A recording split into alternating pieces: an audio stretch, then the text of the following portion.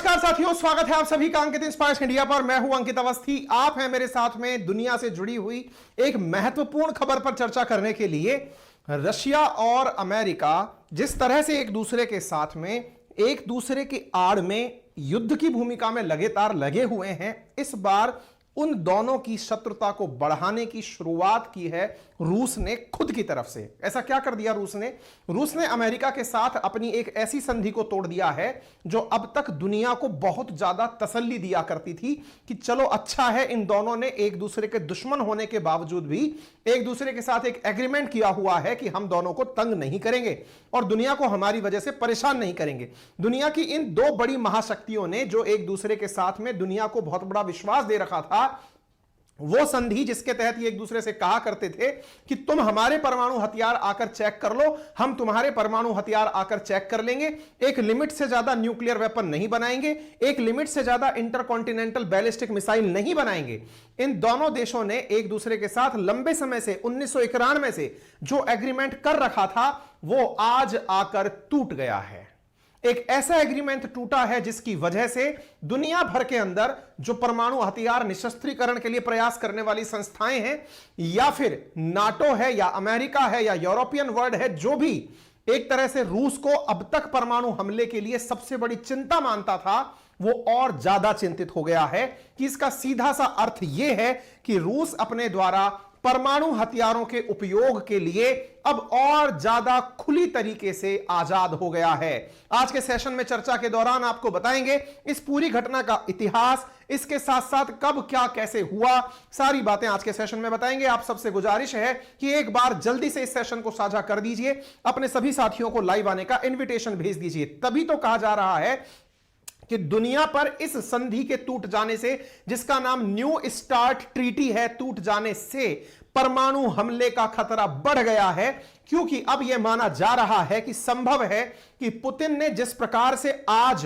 साल भर पूरा होने से 3 दिन पहले, रशिया यूक्रेन वॉर का 1 साल पूरा होने से 3 दिन पहले जिस तरह से अपने द्वारा भाषण दिया है, उसे देखते हुए यह लगता है कि वो पीछे हटने वाले नहीं है और उन्होंने अपनी देश को संबोधित करते हुए यह जानकारी दे दी कि रूस को कोई हरा नहीं सकता। और रूस को कोई हरा नहीं सकता, इतना कॉन्फिडेंस आने की जो सबसे बड़ी वजह है वो है इनके पास दुनिया के सबसे अधिक न्यूक्लियर वेपन्स की संख्या। और जब न्यूक्लियर वेपन्स की संख्या इनके पास सबसे ज्यादा है तो निश्चित ही यहां से आगे और ज्यादा संख्या बढ़ेगी या उनकी टेस्टिंग बढ़ेगी, यह दुनिया के लिए एक चिंता का सबब बन चुका है। साथियों, चूंकि आप सभी जानते हैं 24 फरवरी 2022 को रूस और यूक्रेन के बीच शुरू हुआ था एक संघर्ष, जिस संघर्ष के पीछे पुतिन ने हमेशा वेस्टर्न वर्ल्ड को जिम्मेदार माना, कहा कि हमेशा जेलेंस्की को भड़काने का कार्य अमेरिका और उसके सहयोगियों के द्वारा किया गया, यूक्रेन को अपने नाटो अलायंस में मिलाने के लिए, पुतिन के खिलाफ भड़काने के लिए उपयोग में लिया गया।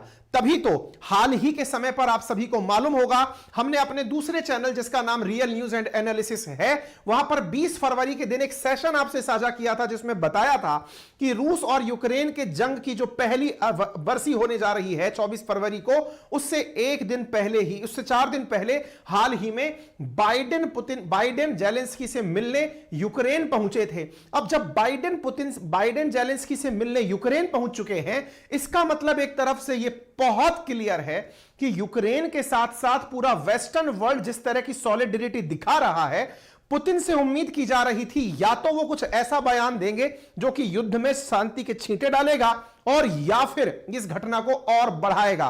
फिलहाल के लिए पुतिन ने जो अपना आज भाषण दिया है वो इस पूरे वेस्टर्न वर्ल्ड की मेहनत पर पानी फेरता हुआ दिख रहा है, क्योंकि इस समय पर लगातार जेलेंस्की के द्वारा फ्रांस की, यूके की, यूरोपियन यूनियन की जो यात्राएं की गई या अमेरिका की जो यात्राएं की गई, साथ में ही दुनिया भर के राजनेताओं के द्वारा यूक्रेन की जो यात्राएं की गई, वो ये दिखाने के लिए थी कि हम यूक्रेन के साथ हैं, रशिया को धमकाने के लिए पर्याप्त हैं। लेकिन रूस इन सभी प्रभावों से अप्रभावित रहते हुए अपने द्वारा आज एक भयानक भाषण दे दिया है। और इस भाषण में उन्होंने पूरी तरह से एक लाइन जो पूरी दुनिया को क्लियर कर दी है कि Putin pulls back from last remaining nuclear arm control pact with the US, Putin moves on nuclear treaty में signal end to formal arm control. असल मायने में जिस ट्रीटी को यहां से उन्होंने निलंबित करने की बात की है उसका नाम न्यू स्टार्ट टीटी है। इन्होंने कहा है कि अभी हम फिलहाल के लिए इसे सस्पेंड कर रहे हैं, यानी एंड नहीं सस्पेंड कर रहे हैं, यानी जब हम चाहेंगे फिर से आ जाएंगे। यानी कि अगर हमें लगता है कि दुनिया को हमारी जरूरत है, अगर इन्हें फील होता है कि वेस्टर्न वर्ल्ड भी हमारे साथ में कॉम्प्रोमाइज करने की स्थिति में आ गया है, तब तो हम मान लेंगे, अदरवाइज हम इस संधि से बाहर निकल रहे हैं। आप इनके इस भाषण को देख सकते हैं, शायद कॉन्ट्रास्ट की वजह से आप पढ़ ना पा रहे हो, लेकिन आप देख सकते हैं कि यहां पर ये इस बात को बहुत अच्छे से अपनी जो संसद है ड्यूमा, उसके अंदर संबोधित करते हुए अपने देश के तमाम राजनेताओं और बड़ी डिग्निटरीज को ये घोषणा करते हुए पाए जाते हैं। ये आज ही की वो क्लिप्स हैं जो कि सुबह अपने 5:40 हो रहा था उस समय की क्लिप्स हैं, जिस समय पुतिन के द्वारा इस बात की घोषणा की गई कि हम ये संधि तोड़ रहे हैं। पूरा की पूरा जो माहौल था वो उनके समर्थन में दिखाई दिया। लोग एक प्रकार से उनका इस बात का एप्रिसिएशन करने लगे कि आपने बहुत जबरदस्त निर्णय ले लिया है। इनके इस पूरे भाषण को मास्को के अंदर बड़ी बड़ी टीवियों को लगाकर दिखाया गया। यह हल्की बात नहीं है। आप इस बात से अंदाजा लगा सकते हैं कि यह यहां की राजधानी के अंदर दिख रही जो सड़कें हैं उन पर बड़ी बड़ी टीवियों में यह दिखाया गया। पुतिन क्या घोषणा कर रहे हैं, लोग सड़कों पर रुक करके ये देख रहे हैं। आप इन तस्वीरों से अंदाजा लगा सकते हैं। कहने का मतलब यह है कि रूस ने जो आज किया है इसका अनाउंसमेंट अपने आप में बहुत बड़ी बात मानी जा रही है। यहां पर ये तस्वीरें अपने आप में बयान करती हैं कि पुतिन ने पूरी तैयारी के साथ इसका अनाउंसमेंट दिया है, और इस अनाउंसमेंट का सीधा सा अर्थ केवल यह निकाल लिया जाए कि क्या पुतिन ये कह रहे हैं कि मैं परमाणु हमला कर सकता हूं। रीजन ऐसा क्यों कहा जा रहा है, क्योंकि जिस संधि को इन्होंने निलंबित करने की बात की है, असल मायने में उस संधि में जो प्रोविजन था वो ये था कि दोनों देश एक दूसरे के अंदर जाकर झांक सकते हैं। अमेरिका और रशिया, इन दोनों ने ही ये एक एग्रीमेंट कर रखा था कि रशिया के जो इंस्पेक्टर्स हैं वो अमेरिका जाकर वहां के परमाणु जो हथियार हैं उन्हें गिनकर आ सकते हैं। वहां पर रखी हुई इंटरकॉन्टिनेंटल बैलिस्टिक मिसाइल्स की निगरानी कर आ सकते हैं। सिमिलरली अमेरिका के जो इंस्पेक्टर्स हैं जो इंस्पेक्शंस करना चाहते हैं वो रूस में आ सकते हैं। इतना ही नहीं, दोनों एक दूसरे के ऊपर टोही विमान उड़ाकर कभी भी ये जांच सकते हैं कि दोनों ने क्या तैयारियां की हैं भविष्य के लिए। और जब दोनों ने अपने एक दूसरे पर विश्वास के लिए दुनिया में शांति का मैसेज देने के लिए जो यह एग्रीमेंट कर रखा था, जब रूस इस एग्रीमेंट से एक तरफा तरीके से बाहर निकलता है तो इसका मैसेज दुनिया में सटीक जाता है, और वो ये है कि अमेरिका को यह बताना चाहता है कि मैं अब तुम्हारे द्वारा इंस्पेक्शन नहीं देखना चाहता। दैट मीन्स अब मेरी मर्जी, मैं चाहूंगा जितने न्यूक्लियर वेपन बनाऊंगा, मैं चाहूंगा जितनी इंटरकॉन्टिनेंटल मिसाइलें बनाऊंगा और उन्हें कहीं भी तैनात करूंगा, और तो और अब तुम्हारे जहाज मेरे ऊपर से निगरानी करने के लिए और नहीं निकल सकते। वैश्विक रूप से यह घटना बहुत बड़ी घटना कंसीडर की जा रही है। यह माना जा रहा है कि युद्ध के पूरे 1 साल होने से पहले इस प्रकार का भाषण अपने आप में युद्ध को और ज्यादा थमता हुआ नहीं बल्कि भीषण होता हुआ दिखाई दे रहा है, क्योंकि एक तरफ पुतिन के भाषण में इस बात की साफ झलक मिलती है कि वो बार बार कहते हैं कि यह युद्ध मैंने शुरू नहीं किया है, यह युद्ध वेस्टर्न वर्ल्ड ने शुरू किया है। उन्होंने रशिया के खिलाफ यूक्रेन का इस्तेमाल किया है, यूक्रेन को भड़काकर रूस विरोधी बनाया है, हमने तो अपनी आत्मरक्षा में एग्रेशन दिखाया है। यह बात इन्होंने अपने लोगों तक कन्विंस की और अपनी जानकारी यहां पर लोगों से साझा की। आपको यहां तक लेकर चले इससे लेकिन पहले एक जरूरी जानकारी साझा कर दें। एक हमने लिंक आपके कमेंट बॉक्स में पिन किया है जो उन सभी साथियों के लिए बड़े काम का है जो कि अंग्रेजी भाषा में किसी बाहर की यूनिवर्सिटी में एडमिशन लेना चाहते हैं। आप में से बहुत से मित्र ऐसे हैं जो पढ़ाई के लिए टॉफेल यानी कि बाहर पढ़ने के लिए ब्रिटेन यूएस कहीं जाना चाहते हो, तो 2 प्रकार के अंग्रेजी के टेस्ट दिए जाते हैं। एक टॉफेल का एग्जाम है, एक जीआरई का एग्जाम है। यदि आप देना चाहते हैं उन एग्जाम्स को जिनकी वजह से आपको फॉरेन यूनिवर्सिटीज के अंदर एडमिशन मिलता है, तो आपको हमने एक लिंक कमेंट बॉक्स में दिया है, इस पर आप क्लिक करके अपने लिए टेस्ट दे सकते हैं। इंडिया में कोई भी नियरेस्ट सेंटर चुन सकते हैं और 20 फीस के अंदर 20% डिस्काउंट के लिए BRIM ब्रिम 2 करके आप मेरा कोड यूज कर सकते हैं, जिसकी वजह से फीस में आपको 20% डिस्काउंट। और तो और इस प्लेटफॉर्म के थ्रू यदि आपने टेस्ट दिया तो आपको मिलने वाला सर्टिफिकेट 2 साल के लिए वैलिड होगा। इंडिया नहीं वर्ल्ड के किसी भी कॉलेज में इंग्लिश प्रोफिशिएंसी के लिए आपकी क्वालिफिकेशन के रूप में काम किया जाएगा। इंजीनियरिंग वाले विद्यार्थियों के लिए यह बड़े काम की चीज है। आगे बढ़ते हैं। तो Putin pulls back from last remaining nuclear arm control pact with US. ये जब खबर आती है तो इस खबर के पीछे किसी को यह अंदाजा नहीं था कि यह खबर इतनी अच्छे से पुतिन प्लानिंग के साथ रखेंगे। लगभग 1.5 घंटे चले भाषण में पुतिन ने एकदम आखिरी में जाकर के इस ट्रीटी से बाहर निकलने की घोषणा की। यानी कहने का मतलब यह है कि पुतिन ने अपने भाषण में सबसे पहले यह बताया कि किस प्रकार से दुनिया ने उनके साथ गलत किया। उसके बाद उन्होंने अपनी हर बात को धीरे धीरे लोगों के सामने रखा और यह बात स्पष्ट करते हुए कहा कि हमारी जितनी भी तैयारियां हैं वो यूएसए के खिलाफ हैं। यानी एक प्रकार से यूएसए जो हमारे खिलाफ रणनीति बना रहा है, हमारे खिलाफ यूक्रेन को उपयोग में ले रहा है, हम ऐसा नहीं होने देंगे। अब यदि आपको थोड़ा सा इसका इतिहास जानना है कि यह ट्रीटी क्या है, तो मैं आपको थोड़ा सा बेसिक लेकर चलता हूं। असल मायने में अमेरिका और यूएसएसआर ने 1991 में, देखिए कोल्ड वॉर जब समाप्त हुआ 1991 में, तो जो सोवियत रूस है वो 15 देशों में टूट गया था। 1991 के अंदर अमेरिका और यूएसएसआर ने मिलकर के एक एग्रीमेंट किया जिसको स्ट्रेटेजिक आर्म रिडक्शन ट्रीटी कहते हैं, और इस ट्रीटी को साइन करके 1994 में लागू कर दिया गया। क्या था इसके अंदर? इसमें यह निर्धारित किया गया कि दोनों देश 6000 से ज्यादा न्यूक्लियर वेपन नहीं रखेंगे। यानी परमाणु जो बम है वो एक अमेरिका अगर 6000 बम रखता है तो यूएसएसआर भी 6000 रखेगा। साथ में एक कॉन्टिनेंट से, जैसे अमेरिका से यूरोप पर जाने वाली मिसाइल या फिर यूरोप से एशिया में जाने वाली इंटरकॉन्टिनेंटल मिसाइलों की संख्या दोनों देश 1600 से ज्यादा नहीं रखेंगी। यह एग्रीमेंट दोनों देशों ने शुरुआत में किया। एक प्रकार से यह समझिए कि इस एग्रीमेंट के माध्यम से शीत युद्ध समाप्त होने पर अमेरिका ने यूएसएसआर पर एक बढ़त प्राप्त की, क्योंकि अपनी नीतियों के चलते यूएसएसआर टूट चुका था। तो अमेरिका यह चाहता था कि किसी ना किसी प्रकार से यूएसएसआर को आगे किसी प्रकार से भड़काऊ काम ना करने से रोका जाए, और इसी के निर्धारण करते हुए इन्होंने अपने द्वारा यह ट्रीटी की। आप देख सकते हैं जॉर्ज H.W. बुश उनके द्वारा और मिखाइल गोर्शकोव के द्वारा इस स्टार्ट ट्रीटी को 1991 में साइन किया गया था। आप यहां पर देख सकते हैं 1994 में यह लागू हुई और 2009 में यह ट्रीटी समाप्त हो गई। 2009 के बाद फिर एक और ट्रीटी, नई ट्रीटी की गई। यह strategic offensive reduction treaty short के नाम से की गई, और जिसे आज आप न्यू स्टार्ट ट्रीटी के नाम से जानते हैं। आपको याद होगा कुछ दिनों पहले भी मैंने आप लोगों को एक जानकारी दी थी कि भारत पाकिस्तान पर परमाणु हमला क्यों नहीं कर देता, या फिर क्या भारत को पता है कि पाकिस्तान में परमाणु बम कहां रखे हैं?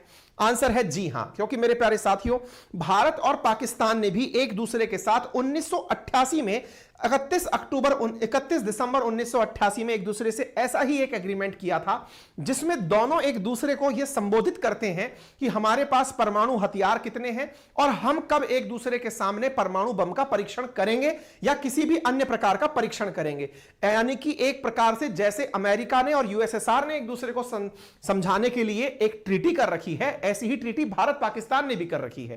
अब बात करते हैं, मैंने इसलिए बैक टू बैक साथ में आपको बता दी कि कहीं आपको यह ना लगे कि अमेरिका और यूएसएसआर तो समझदार निकले, काश हमारा पड़ोसी भी समझदार होता। ऐसा नहीं है, जिसके पास भी वेपन्स होते हैं उससे यह अपेक्षा की जाती है कि वो थोड़ी मैच्योरिटी दिखाएगा। अब यह आपको जानकारी मिल जाए तो बेहतर होगा कि दुनिया में वर्तमान में किसके पास कितने वारहेड हैं। 1991 में जो ट्रीटी स्टार्ट ट्रीटी के नाम से साइन की गई थी अमेरिका और यूएसएसआर के द्वारा, उसमें यह निर्धारित किया गया था कि 6000 से ज्यादा न्यूक्लियर बॉम्ब नहीं रखे जाएंगे। आप यहां देख सकते हैं रूस के पास इस समय 6257 न्यूक्लियर बॉम्ब हैं। आप एक तरफ दूसरा फिगर देखें, यहां खड़े हैं हम, इंडिया के पास 160 और पाकिस्तान के पास 165 न्यूक्लियर बम हैं। ऐसे ही अमेरिका के पास 5550 न्यूक्लियर बम हैं। यानी दुनिया का अधिकांश न्यूक्लियर जो मसला है, असला है, वो किन दो देशों के पास है? यूएसए और रशिया के पास में है। लेकिन यह नंबर यहीं रुक गया। इसके पीछे का बड़ा कारण यही ट्रीटी है, क्योंकि इस ट्रीटी में यह निर्धारित कर दिया गया था कि इस नंबर को अब और नहीं बढ़ाएंगे। दुनिया में परमाणु शक्ति संपन्न और देश भी होते चले गए। दुनिया में 13,132 वारहेड इस समय न्यूक्लियर वेपन्स के दुनिया के पास में हैं, ऐसा माना जाता है। अच्छा, अब थोड़ा आगे बढ़ते हैं। इसके बाद में हमने आप लोगों को यह भी बताना है कि सर एक चीज आपने बताई कि न्यूक्लियर बॉम्ब को लेकर क्राइटेरिया था। आईसीबीएम को लेकर के भी कोई क्राइटेरिया बना था क्या? इंटरकॉन्टिनेंटल बैलिस्टिक मिसाइल को बिल्कुल बना था। तो आपने सुना कि अभी मैंने आपसे कहा अमेरिका और यूएसएसआर दोनों ने यह निर्धारित किया था कि 1600 से ज्यादा हम एक दूसरे के पास इंटरकॉन्टिनेंटल यानी एक कॉन्टिनेंट से दूसरे कॉन्टिनेंट पर मार करने वाली मिसाइलें नहीं रखेंगे। क्या इंडिया के पास में कोई आईसीबीएम है क्या? जी हां, आपको कुछ दिनों पहले मैंने अग्नि 5 के बारे में बताया था और कहा था कि अग्नि 5 पर जो चीन का डर था वो सही निकला, क्योंकि चीन बराबर यह कह रहा था कि भारत ने आईसीबीएम का परीक्षण किया है अग्नि 5 के माध्यम से, यानी जिसकी रेंज 7000 किलोमीटर से ज्यादा है। इंडिया ऑफिशियली अनाउंस नहीं करता, लेकिन दुनिया मानती है और जानती है कि इंडिया आईसीबीएम रखता है। यह आईसीबीएम क्या होती है? देखिए, मिसाइल्स को आप अगर उनके अलग अलग क्राइटेरिया के आधार पर डिस्ट्रीब्यूट करें, जैसे इंसानों को आप कई बार विभेदित करते हैं, वेजिटेरियन, नॉन वेजिटेरियन, पतला, मोटा, गोरा, काला, इस प्रकार से जब आप क्लासिफिकेशन करते हैं तो मिसाइलों को भी अलग अलग आधार पर 5 मुख्य भागों में बांटा जाता है। टाइप्स जो हैं, या तो वो क्रूज मिसाइल या बैलिस्टिक मिसाइल होती हैं। लॉन्च मोड के आधार पर वो जमीन से चलने वाली, पानी से चलने वाली, हवा से चलने वाली, अलग अलग मोड के आधार पर भी मिसाइलें होती हैं। लेकिन जिसकी सबसे ज्यादा वैल्यू होती है वो होती है रेंज की, कि कितना दूर तक मिसाइल मार करेगी। उनमें जो सबसे दूर की मिसाइल मानी जाती है उसे इंटरकॉन्टिनेंटल बैलिस्टिक मिसाइल कहा जाता है। यानी एक कॉन्टिनेंट यानी एशिया से चली तो अमेरिका जाकर गिरे, इंटरकॉन्टिनेंटल, ऐसी मिसाइलें रेंज के आधार पर सबसे खतरनाक मिसाइलें मानी जाती हैं। अब इन मिसाइलों में, इंटरकॉन्टिनेंटल बैलिस्टिक मिसाइलों में कौन सा देश कितना महारत रखता है और किस देश के पास कितनी मिसाइलें हैं, कौन सा देश मिसाइलें रखता है? तो दुनिया में रूस, अमेरिका, चीन, फ्रांस, इजराइल, ब्रिटेन, उत्तर कोरिया समेत भारत वो 8 देश हैं जिनके पास में इंटरकॉन्टिनेंटल बैलिस्टिक मिसाइल है। दुनिया में उत्तर कोरिया इसीलिए सबसे बड़ी चिंता का बात है कि इसके पास न्यूक्लियर वेपन भी है और इंटरकॉन्टिनेंटल बैलिस्टिक मिसाइल भी है।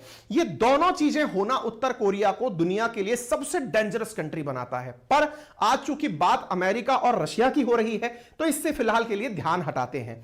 अब रशिया ने यह कहा है कि वो कितनी इंटरकॉन्टिनेंटल बैलिस्टिक मिसाइल बनाएगा ये दुनिया को नहीं बताएगा। इसका मतलब यह हो गया कि कोई केवल खुद के लोगों को डराने के लिए मिसाइल थोड़ी बनाएगा, उनका उपयोग भी किया जा सकता है और रूस ने तो करके दिखाया भी है। आपको जानकर आश्चर्य होगा कि बाइडेन जिस समय कीव की यात्रा पर थे उस समय आज जानकारी सीएनएन के द्वारा यह निकल कर आ रही है कि रूस ने अपनी सबसे तेज चलने वाली मिसाइल का परीक्षण उसी दिन किया था जिसका नाम सरमत मिसाइल है। यह माना जा रहा है कि रूस के द्वारा सरमत मिसाइल का परीक्षण बाइडेन की यात्रा के दौरान किया गया था। और तो और आप जानकर आश्चर्य करेंगे, लोगों ने जिस चीज की मजाक बनाई थी कि रशिया का जो जासूसी तंत्र है वो विफल रहा, असल मायने में पुतिन ने उनकी यात्रा के दौरान मिसाइल परीक्षण करके, रशियंस ने मिसाइल परीक्षण करके अमेरिका को यह मैसेज दिया था, पता हमें सब है, हम मिसाइल परीक्षण कर रहे हैं जो 2022 से प्रस्तावित था, बाइडेन की यात्रा पर कर रहे हैं, यानी सतर्क रहिए, हमें अंडर एस्टिमेट मत करिए। कहने का अर्थ यह है कि दुनिया में जो चीजें वेस्टर्न मीडिया डालता है कि रूस का स्पाई तंत्र विफल रहा, वो रूस ने आज क्लियर कर दिया। और रूस ने नहीं, अमेरिकी मीडिया ने क्लियर कर दिया कि इन्होंने तो उस दिन मिसाइल चलाई थी, आईसीबीएम चलाई थी, टेस्टिंग कर दी थी। हालांकि वो टेस्ट इन्होंने कहा कि फेल हो गया, ये कहने के लिए था टेस्ट फेल हो गया, मतलब हमने चलाई थी लेकिन तुमको यह बताने के लिए कि हां हल्के में मत लेना, हम सेम डे मिसाइल चला सकते हैं। ठीक है ना? तो कहने का मतलब यह है, जिसके लिए यूक्रेन यह कह रहा है कि हमने नो फ्लाई जोन बना दिया था, नो वॉर जोन डिक्लेयर कर दिया था, रूसिया इस बात से भी नहीं डरा था। ठीक है, तो फिलहाल के लिए जो सूचना आप सुन रहे हैं कि न्यू स्टार्ट ट्रीटी, जिसको कि फिलहाल एंड किया गया है, यह कब साइन हुई थी तो इसके बारे में जानकारी रख लीजिए। यह ड्राफ्ट की गई थी 2009 में और इस पर साइन हुआ था 8 अप्रैल 2010 में। 5 फरवरी 2011 से यह एक्टिवेट हुई थी और यह संधि जो है 5-5 साल के लिए आगे बढ़ रही थी। फिलहाल 2026 तक यह चलने वाली थी, लेकिन फिलहाल इसे सस्पेंड कर दिया गया है। 21 फरवरी 2023 यहां पर लिखा आ रहा है कि यह तब तक ही रही, उसके बाद सस्पेंड कर दी गई। इस ट्रीटी के अंदर क्या था? क्या 6000 और 1600 का ही क्राइटेरिया था क्या? नहीं, इसमें कुछ क्राइटेरिया बदल दिए गए थे, कुछ अलग प्रकार के भी इसमें वेपन्स डाल दिए गए थे। अब चूंकि इसका कोई महत्व नहीं रह गया है तो इस बात को और ज्यादा जानने की आवश्यकता नहीं है। आप यह जानना चाहेंगे कि सर इस ट्रीटी में ऐसा था क्या जो दोनों देश एक दूसरे के साथ मान जाते थे। हमने कहा निगरानी का अधिकार था। सर निगरानी करने के लिए ठीक है, लेकिन क्या कोई कभी इन दोनों के बीच चर्चा विमर्श होते थे क्या? बिल्कुल होते थे। असल में इन दोनों देशों ने मिलकर के एक संयुक्त कमेटी बनाई हुई थी जिसका नाम था बाइलेटरल कंसल्टेशन कमीशन, बीसीसी, जो यह निर्धारित करता था कि किस देश के अंदर कब निगरानी करने जाना है। आपको जानकर आश्चर्य होगा, ये दोनों देश एक दूसरे से भले कितनी भी दुश्मनी निभा लें, लेकिन समय समय पर निरीक्षण करने जाते थे। आप यहां पर एक फिगर देखें तो आपको आश्चर्य होगा, दोनों पार्टीज ने 328 ऑन साइट इंस्पेक्शन किए हैं 2023 तक। आप जानकर इससे अंदाजा लगाएं कि 25,311 नोटिफिकेशन, 19 मीटिंग्स जो है बाइलेटरल कंसल्टेटिव कमीशन की हुई हैं, 42 बाई एनुअल डेटा एक्सचेंज हुए हैं एक दूसरे को यह बताने के लिए कि हमारे वेपन कहां हैं और क्या कर रहे हैं। यानी इन दोनों देशों ने दुनिया में भले कितनी भी दुश्मनी निभाई हो, लेकिन इतने सख्त समय पर भी इन्होंने एक दूसरे के प्रति विश्वास दिखाया था। वो विश्वास आज टूटा है। आप इस बात का थोड़ा सा इतिहास और जान लें।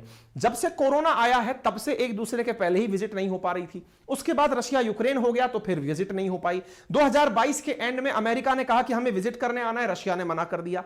यह माना जा रहा है कि इसी दौर में जब यूक्रेन रशिया वॉर हुआ, उससे पहले कोरोना काल और रशिया यूक्रेन, इस बीच में पुतिन ने अपनी सारी स्ट्रेटेजीज बदली हैं। तभी अमेरिका इस बात से बहुत ज्यादा आशंकित है कि यूक्रेन बॉर्डर पर इन्होंने अपनी आईसीबीएम तैनात कर रखी हैं और परमाणु हथियार पूरी तरह डिप्लॉयड हैं। जो अमेरिका के द्वारा बार बार न्यूज निकाली जाती है ना कि यह परमाणु हमला कर सकता है, उसके पीछे का बहुत बड़ा कारण यह है कि रूस ने आखिरी 3 साल से इस ट्रीटी की पालना सही मायने में करी नहीं है। उनको इंस्पेक्शन करने का अधिकार नहीं दिया, और जब प्रेशर बढ़ने लगा तो ऑफिशियली अनाउंस कर दिया कि जाओ मैं नहीं मान रहा। दैट मींस इसने पहले से ही इस ट्रीटी को तोड़ने की मंशा बना रखी थी, और रूस के द्वारा अगर यह ट्रीटी तोड़ने की बात की गई है तो यह अगेन दुनिया को समझने की आवश्यकता है कि चीजें सही दिशा में आगे नहीं बढ़ रही हैं। उम्मीद है कि आपको ये न्यूज जो हम बता रहे हैं कि रशिया सस्पेंड स्पार्ट, ये सब चीजें कहीं ना कहीं आपको ये मायने रखती होंगी और भविष्य की संभावनाओं को लेकर के आशंकित करती होंगी।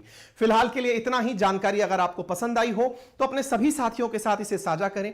चैनल पर नए हैं तो चैनल के राइट हैंड कॉर्नर में एक सब्सक्राइब का बटन दिया हुआ है, उसे आप क्लिक कर दें, जिसे दबाने का कोई चार्ज नहीं लगता, लेकिन आपके सब्सक्राइब कर देने पर भविष्य में जब भी हमारा कोई वीडियो आता है तो आप तक नोटिफिकेशन पहुंच जाएगा। चैनल को शेयर और लाइक करना बिल्कुल भी ना भूलें। बाकी आपकी क्या राय है वो हमें कमेंट बॉक्स में जरूर बताएं। इसके साथ साथ साथियों, मैंने जो जानकारी दी वो आपको सारी मिसाइल वगैरह के बारे में दे दी है।